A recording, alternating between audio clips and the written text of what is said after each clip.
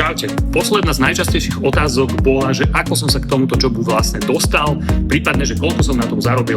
Poďme na to. Long story short v podstate je, že tí, čo poznáte projekt Ulietavame si, ktorý sme robili s hudbou vesmírnou, a tí, čo nepoznáte, tak dúfam, že po tomto videu spoznáte, tak hneď v druhom dieli, keď sme ho točili v Kambodži, sme spoznali Kima. A Kim bol vtedy taký, že a vy čo to robíte? Ja, že vy točíte, wow, tak to ja vás zoberiem sem, zoberiem vás hentam, a fakt nám brutálne vtedy pomohol. No a s týmto Kimom ja som v podstate v kontakte, odkedy sme sa vrátili z Kambodže, ale on mi furt tak sporadicky proste napíše, zavolá, že brother, kedy sa vrátiš do Kambodže, kedy tu zase niečo natočíme a tak. No a rada, tí, čo ma poznáte, tak viete, že ja som áno, aj s hudbou vesmírnou, proste hudobný producent tak ďalej, ale celá druhá moja polovica je, že video. Ja sa venujem videám, ja točím proste pre klientov, social media, marketing a tak ďalej a tak ďalej. Čiže to je môj druhý field, kde ja proste pôsobím. A teraz po 6 rokoch som mu volal, že Kim, ja dojdem. Naozaj, že dobre, že tak niečo musíme vymysleť, niečo pripravíme. Počúvajte, kamoši, on vybavil, že 5 rezortov, pretože on je nejaký sales manager proste celej hotelovej siete. My sme sa tam cítili jak nejakí prezidenti. Ja som proste niekde došiel,